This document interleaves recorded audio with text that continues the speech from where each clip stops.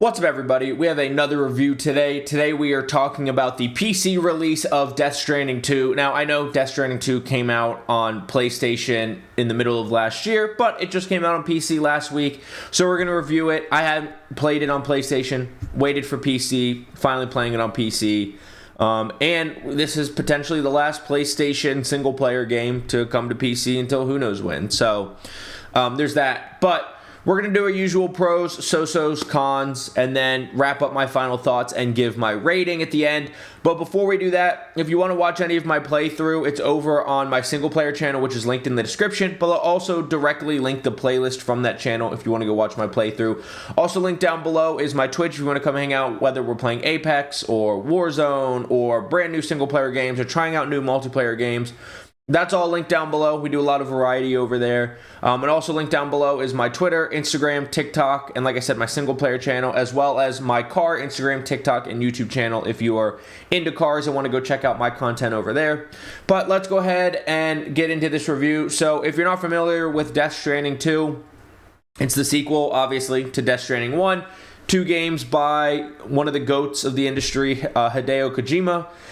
So essentially, in this world, there is I'll call it an exterior force of the dead that has started an extinction event of humanity. It's, well, I forget in the story, it's like the 5th or the 6th extinction event. And so there was something called the Death Stranding where a bunch of the world got destroyed, and people who died turn into BTs or behind things that, you know, when they see life, will try to take that life, and bodies can explode in what's called a Death Stranding that leaves a giant crater, essentially. And so the whole world's disconnected. Everyone lives underground. You're trying to, in the first game, connect different cities in America. The United States of America is gone, but you're trying to create the United Cities of America, the UCA, and that's the task of the first game. Now the second game takes place in Australia, doing something very similar, dealing with the BTs in Australia, but also with a new group of people trying to survive, which there was people trying to survive in the original group across America, but now there's people trying to survive in groups in Australia, and now there's also armies of ghost mechs, which are ghost-like robots that you have to fight as well, while you're trying to link up Australia and, of course, deal with the main bad guy, Higgs. And that is the store, and you're doing that so you can open up what's called another plate gate that will help you connect to different parts of the world, because how you get to Australia is a plate gate opens in Mexico. So that's not really spoilers, but that's kind of the story without giving away really anything important to the story. So it's a single-player game created by Hideo Kojima, considered one of the GOATs in the gaming industry. And so we're going to go through our pros, our so-sos, and our cons. Starting with our cons, and there's not a lot of them. One is the screen shake. In the first game, there was no such thing as gate quakes, which are when the tar tides under the earth shake like an earthquake, make the earth shake. And the screen shake can be really intense, and there's no setting to turn that down. And as someone who suffers from motion sickness from time to time, there was some times where I had to look down while playing because I was going to get motion sick otherwise. In a lot of games, it's very common now to have a setting to reduce screen shake. A lot of games even have just motion sickness presets where you can turn that on. It turns down motion blur all the way, turns down screen shake as low as it can go, and some other things as well. I would just like to be able to turn down the screen shake. But that con doesn't really affect too much what I think of the game. Another con, and this is very minor, is the map snappiness. When you're trying to plot your delivery route, if you're near anything that's on the map, whether it's a location of a building or bunker or some structure that other players have built on the map, because if you're not familiar with Death Stranding, Hideo Kojima refers to this as a strand game, where structures that other players build can appear in your game, and same thing, structures you build can appear in their game, like generators and roads and stuff to help out other players and also helping you out. But if they're on the map and you're trying to be precise with how you're drawing out your map, if it's anywhere close to any markers on the map, it snaps and pulls to them, and you can't put anything right next to it because it'll just keep snapping and pulling to that. And that also wouldn't be that big of a deal if when you drove or walked past these markers, they went away, but you have to go over the marker even when you're in a vehicle. If your vehicle, like when you're in the pickup truck, goes over the marker, but Sam himself does not go over the marker, it doesn't disappear. And so the map snappiness can be a little annoying. And then the final con, very minor one, none of these really take away from the game, is there is Tarman, who is the captain of the ship, the DHV Magellan, which helps you get around and kind of serves as a mobile base, has a cat that comes from the tar as his pet, and a lot of times the cat will be in Sam's room, but you can't pet the cat. You can only look at the cat, and obviously it's not that big a deal, but I really wish you could pet the cat. I love petting the animals in the games, just like I love petting animals in real life. But those are the cons. They're all very minor. They don't really take away from the gameplay, especially if you don't have motion sickness. Screen shake's really the only one that takes away from the gameplay because you got to look away. But if you don't deal with motion sickness, that's just obviously not a big deal. So moving on to the so-sos, I have BTs as a so-so. I love the BT aspect of the first game. I love how much you had to worry about BTs being everywhere and how much you had to reroute or be prepared for a tough fight when the BTs get you from the tar and then you got to deal with all of that. In this game, the BTs were much less prominent. In my just under 26-hour playthrough, outside of boss fights, got into one bad BT battle with big BTs, but I was in a car. I was in my pickup truck a lot of the time, and the vehicles are definitely better in this game, which we'll talk about. But you just hit boost, and you're right out of the tar pit. You don't have to really be careful about BTs at all. And one of the main things that makes this game unique is the BT system. And so I would have liked the BTs to be a bit more of a problem. They weren't a prevalent enough problem that you had to deal with for being such an important part of the identity of this game. But that's my only so-so. I just wish the BTs were a little more of pain point like they were in the first game. So moving on to the pros, the graphics in this game are incredible. I played on 1440p, high graphics. The game looks incredible. I hate that I only record in 1080p, but for space reasons it's fine. And upload in 1080p. Go play this game if you can in 1440 or if you really can in 4K. The game is incredibly detailed, incredibly beautiful. I forget what the name of the engine is, but it's a proprietary engine. This isn't on Unreal Engine 5, which Unreal Engine 5 has its issues, but the graphics on that are so good, it's kind of become the standard, everything people compare it to. And these graphics were as good as high-end Unreal Engine 5, if not even better. Just unreal graphics. Just the opening scene, even when you're on top of a mountain, is Sam with Lou on your chest and looking out into the mountain expanse. Absolutely gorgeous. Blew me away immediately. And then leaning right into that is performance. When I'm playing single-player games, I like to play on the highest possible graphic setting that I can get 60 frames while I'm streaming and recording. And I got, sometimes it would drop down to about 60, but when I turned off the FPS cap on full screen exclusive while streaming and recording and in 1440p and on high graphic settings, I usually got minimum 80 frames, some areas over 100, and I know in the world when everyone's looking for 500 FPS, that's not a lot, but considering that I was streaming, recording, and playing the game on high on 1440p. Now I have a 5070 and a 9800 X3D, so I don't have a chump PC, but GPU certainly is not top of the line. And I was able to get regularly 80 to 100 frames, and that's more than enough for me when I'm playing single-player games. And I never had any frame drops. I had no crashes. The game worked perfectly, looked beautiful, had a good frame rate. I was really impressed with the performance, considering it just got ported to PC a few days ago, and was such a beautiful-looking game. And I was playing in kind of a intense way with the recording and the streaming and the graphic settings and all that. So the next pro that I wrote hazards on the map. Oh, I remember what that is. It maps out the hazards when you're doing when you're plotting your delivery, because sometimes I have trouble looking at the map, even though you don't have to just look at overhead, you can tilt the camera so you look at it more directly on.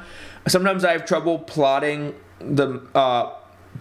around dangers, and so when you're plotting your delivery route, the line is normally white. It'll turn to yellow for somewhat steep slopes and then red for really steep slopes, and then it also has markers for like dealing with enemies or BTs or ghost mechs or high rivers or big steep cliff drop-offs. And so it just helps you plot the map. And then it also shows, now this was in the first game, it shows like the big areas that enemies control, where the highest concentration of BTs are, and where the highest concentration of the ghost mechs are. So it really helps you plan your routes. I thought that was nice that the map route planning indicators were so prevalent and such a guide to planning the map. The next thing I have, and I mentioned how good the vehicles were. The vehicles were definitely improved. The batteries lasted longer. It seemed like they were more easily able to go over different terrains and just navigate the world more easily. Now, there were some really steep mountain slopes that vehicles just couldn't make it up.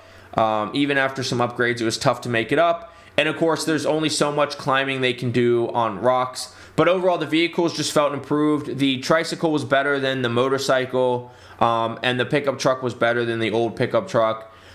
I would like to maybe see another vehicle, but another vehicle that you eventually get is a coffin board, which when you play the game, you'll see what that is.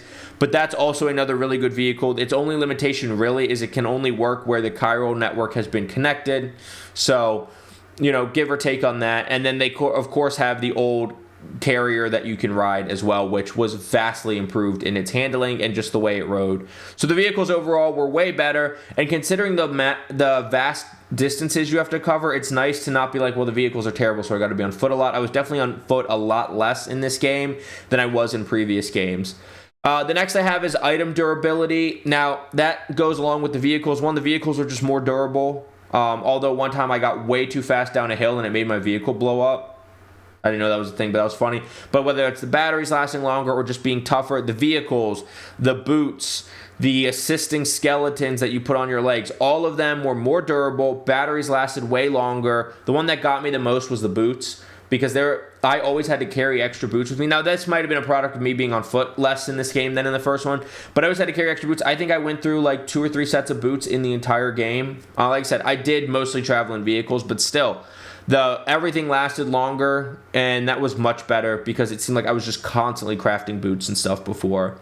And so now we're into a couple less important pros, but one is Dollman, who, if you've seen the trailer and stuff, he's a guy who's Ka, right? Am I saying that right?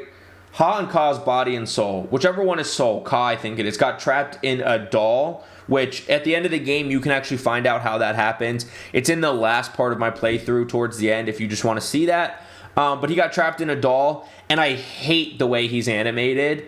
Although I got used to it and it bothered me less. But he's animated like he's at like 3 frames per second.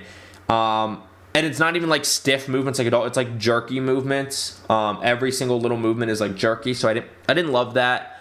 But Dollman, I love the humor. If you played the game, you know that you can shout out like, "Hey, I'm Sam," and like different structures and holograms that other people play. So like, "I'm Sam too," and Dollman will shout like, "I'm Dollman." I don't know. It makes me laugh every time. You got to play the game to see why it's funny or watch my playthrough. But just the way it's done is funny. Dollman has lots of really funny moments. He has lots of good emotional guiding moments. Dollman was a great character. And then another one is fourth wall breaking. Kojima does this in his games. He likes to break the fourth wall. But just the few times that they did it in Death Stranding 2 made me laugh out loud every time. They were done cleverly. They were done well. And I just like the way that Kojima does fourth wall breaking. So 2 more important pros, the ones that I really wanted to wrap up with, were, first of all, the storytelling in this game is magnificent. Normally, I'm bothered by an overload of cutscenes. And this game, my playthrough, like I said, was just under 26 hours. I didn't do a lot of side objectives. I just cranked out the main story because I just am always, once I get pulled into a main story, I have no desire to really do side objectives. But the main story and the storytelling of this game was really good. And this game, out of my almost 26 hours of playthrough, was almost half cutscenes. You can go on YouTube and somebody's uploaded just all of the cutscenes in a Death Stranding 2 movie, as they called it, and it's almost 12 and a half hours, and my playthrough was 26 hours, skipping no cutscenes. So almost half my playthrough was cutscenes, and the story and the storytelling are just so good in this game. That's really what I play it for. There's a lot of time periods where you're just no music, no dialogue, trekking across the land in a long slog for like 15-20 minutes, and it can get boring. But when those good cutscenes and talking moments hit and the story's being told, it is all worth it. It is like a playable movie, and the storytelling, I think, is just masterful in this game and the first game. And then the characters, there's no characters where I'm like, that's a bad character. Like I said, Dollman, I hated the way he animated, but I loved the character. I love all of the characters. Everyone in your crew. The villain is perfect. Every character is perfect within their role. The writing for all the characters are good. Every character fits. There's no characters that I would remove. Characters that you're supposed to hate, like the villain, you hate, but you love when they're on screen. You love dealing with them. I just loved everything about the characters, the storytelling. It was all done really well. And then just a final little one, the humor. The humor in this game is funny. This goes along with kind of the writing and the storytelling and all that, but some of the humor is cringe in a way that is supposed to be cringe, and I just think perfect for the game. I think the humor is just really good. Maybe you gotta have a certain type of humor because sometimes it's a little corny or cheesy, but that's kind of the point, and I really enjoy it. So overall, really enjoy the writing, the storytelling, the humor, the fourth wall breaking, all of it. So those are my pros, my so-sos, my cons. As for this game, it is a masterpiece in my mind. I thought the first game was a masterpiece. I didn't do a review on the first game because I played it years after it had come out of PC, and I really only do stuff that just came out. But I loved the first game. The first game was near perfect. It's become one of my favorite games I've played in recent years, maybe one of my favorite games ever. And I do think that Death Stranding does take, I don't want to say a certain type of player because that sounds pretentious, but you have to be willing to put up with some real boring to get to some real good. Now, you can make it less boring. You know, you can take these long delivery routes that purposely go at BTs and Ghost Mechs and the Survivalist group, and you can make it more dangerous, or you can take longer routes that are much safer, but they're longer and there's no dialogue, and a lot of times there's no music, which I didn't put this on. The music, I'm not always fans of songs, like I wouldn't listen to them myself, but the music is always perfect in the moment. The atmosphere it helps create, everything is just so perfect about the way they utilize music in these games. So I think it takes a certain type of player that's willing to put up with some really boring moments, because there is a lot of very walking simulator moments in this game, and a lot of your playtime is like walking simulator when it's not talking scenes and cut scenes. And so, you know, it takes a certain type of player. But if you're into that and you really like good storytelling and really well-written characters and some fourth wall breaking and some good humor, I don't know if there is better games out there than the two Death Stranding games. I genuinely think that they are masterpieces in their own right. And I would highly recommend it to anybody who is into what I described, a game that has some boring parts but great storytelling, fantastic character writing, and you just appreciate the work of a GOAT in Hideo Kojima. So I would highly recommend this game. I don't think I've ever given a 10 on this channel, and as much as I want to, I would ignore the cons of not being able to turn down screen shake, the snappiness of the map, and not petting a cat. If I didn't have a so-so about the BTs, I think I would be awarding a 10 to this game. But I just wish that the BTs were a little more unavoidable and a little more involved in the game, because it's, like I said, you know, there is games where you have different factions of enemies, where in this case it's the Ghost Mechs and the Survivalists. But the BTs and just the way they operate and the way you got to sneak around them combined with everything else really give a uniqueness to the Death Stranding games. And having the BTs so easily avoidable and so not involved did hurt this game a little bit. So I'm going to give it a 9.8, 9.9. I can't give it a 10, but it's as close to a 10 as I can get without having a review that only includes pros. A fantastic, wonderful game that I highly recommend you play. There's a reason why both 1 and 2 were nominated for Games of the Year, and I did not play Expedition 33 because I don't like turn-based combat. But after playing Death Stranding 2, it's hard for me to imagine that I would like any of the games that got nominated more than that, and that Death Stranding 2 shouldn't have been Game of the Year. But those are my thoughts on Death Stranding 2 in the PC release. Great, amazing game, great performance on PC. Highly recommend. It is more than worth the sticker price, and I would pay $100 for this game. I don't want the air of $100 games, but I would pay $100 for Death Stranding 2 and not think twice about it. But thank you so much for watching.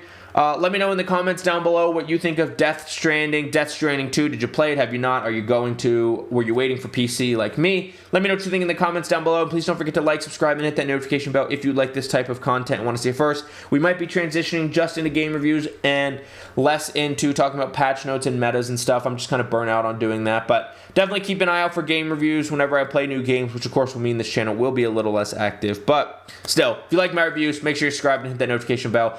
And I will see you in the next review. We got a handful of games I'm looking forward to playing in April, so that will be fun. But thank you again so much for watching. I will see you in the next video. Have a good day. Bye.